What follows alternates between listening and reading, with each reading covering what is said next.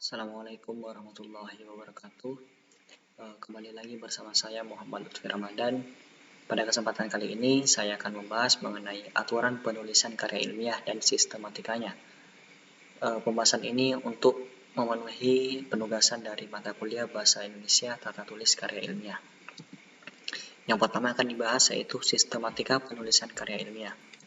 Dalam sistematika penulisan karya ilmiah, terdapat beberapa hal yang harus ada atau hal yang penting, yaitu yang pertama ada cover depan atau sampul depan, yang kedua ada judul, yang ketiga ada daftar isi, yang keempat ada bab 1 pendahuluan, yang kelima ada bab 2 isi atau landasan teori, dan yang keenam ada bab 3 pembahasan atau penyajian hasil penelitian, yang ketujuh ada bab 4 penutup, dan yang terakhir ada daftar pustaka. Yang pertama yaitu cover depan atau sampul depan. Nah, ini biasanya berisi judul, lalu ada logo instansi, selanjutnya ada nama penulis, jika mahasiswa berarti mencantumkan nomor induk mahasiswanya. Lalu ada nama instansi dan tahun, umumnya ditulis seperti itu. Selanjutnya judul. Nah, untuk judul sendiri ini merupakan judul dari karya ilmiah yang kita buat atau dari penelitian yang kita lakukan. Selanjutnya daftar isi. Daftar isi ini berisi urutan-urutan konten yang disertai dengan nomor halaman. Bukan hanya konten pokoknya, di sini juga daftar tabel dan juga gambar juga masuk pada daftar isi. Selanjutnya bab 1 pendahuluan. Pada bab 1 pendahuluan ini biasanya berisi informasi terkait karya ilmiah yang dilakukan. Di sini saya memberikan beberapa poin penting yang insya Allah sudah benar, yaitu ada latar belakang. Nah, dalam latar belakang ini biasanya berisi pemaparan alasan kenapa kita mengambil penelitian tersebut sebagai judul utama dalam karya yang kita buat. Selanjutnya ada rumusan masalah. Nah, dalam rumusan masalah ini berisi permasalahan-permasalahan yang akan dibahas dalam penelitian dan ditulis dalam bentuk kalimat pertanyaan. Umumnya memang seperti itu. Selanjutnya batasan masalah. Nah, batasan masalah ini berupa batasan-batasan permasalahan. Jadi, apa yang kita bahas itu tidak meluas dan tetap relevan. Artinya masih berada dalam topik yang sama, tidak kemana-mana. Selanjutnya ada tujuan penelitian. Nah, pada tujuan penelitian ini umumnya berupa solusi terkait permasalahan yang diangkat dalam karya ilmiah yang kita buat. Selanjutnya ada hipotesis yang berisi pernyataan sesuatu yang dianggap benar untuk pengutaraan pendapat, dan nantinya pendapat ini akan dibuktikan kebenarannya dalam penelitian yang kita lakukan ke depannya. Lalu ada manfaat. Nah, dalam manfaat ini berisi manfaat-manfaat yang diperoleh dari masyarakat atau kalangan tertentu. Intinya dalam bab pendahuluan ini berisi pemaparan terkait penelitian yang akan kita lakukan. Selanjutnya ada bab 2 isi atau landasan teori. Pada bagian ini berisi dasar-dasar atau apa saja yang mendasari kita yang nantinya digunakan untuk menunjang penelitian kita. Bukan hanya itu, penulisan landasan teori ini juga perlu terstruktur sesuai dengan tahapan pembahasan penelitian. Harus terurut pembahasannya ya.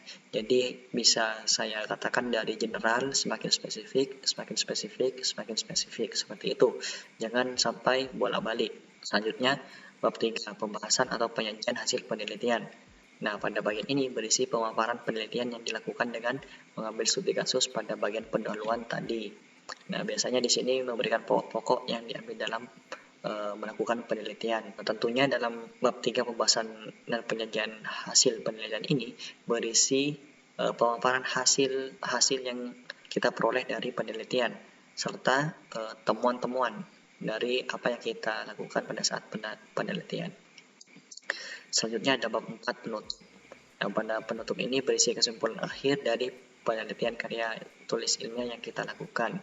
Juga berisi penjelasan terkait saran dan harapan kedepannya untuk karya ilmiah yang kita buat ini. Biasanya kesimpulan-kesimpulan yang ada itu menjawab atau berupa sebuah jawaban dari pertanyaan-pertanyaan yang ada di rumusan masalah di awal tadi. Selanjutnya ada yang terakhir daftar pustaka. Nah, daftar pustaka ini berisi referensi-referensi yang digunakan oleh kita sebagai bahan dasar penulisan karya ilmiah yang kita buat. Referensi tersebut bisa berupa buku ataupun website. Penulisannya pun juga beda-beda sesuai dengan stylenya. Ada hardware style. Nah, hardware style itu biasanya penulisan website dan referensi buku itu berbeda. Selanjutnya, aturan penulisan karya ilmiah. Pertama ada font, spasi, dan ukuran kertas. Untuk kertasnya A4, fontnya Times New Roman, dan ukuran fontnya 12 pixel, serta spasinya 1. Ukuran margin atau tepi, ini pola 3434, atau atas 3, bawah 4, kiri 3, dan kanan 4. Selanjutnya, bab dan subbab. Penulisan karya ilmiah, bab dan subbab ditulis dengan menggunakan sistem numeral. Selanjutnya, penulisan subbab ini ditulis dengan cara berikut, yaitu yang pertama adalah cetak tebal. Tulisan harus tebal atau bold. Selanjutnya, huruf pertama setiap kata yang ditulis merupakan huruf kapital, kecuali kata tugas, kata preposisi, dan kata hubung. Contohnya itu di, kedari, oleh, untuk, seperti itu tetap kecil. Selanjutnya juga ada anak subbab, yang di dalam subbab itu nanti ada anak subbab lagi dan memiliki aturan-aturan juga. Anak subbab sendiri itu ditulis dengan style font italic atau miring. Selanjutnya sama dengan subbab, huruf awal setiap kata ditulis kapital, kecuali untuk kata-kata yang tadi saya sebutkan. Selanjutnya nomor 4, jarak antar bab. Nah, penulisan bab baru itu tidak perlu mengganti halaman, tidak perlu menambahkan halaman baru, melainkan hanya memberikan jarak 3 spasi untuk membuat bab baru.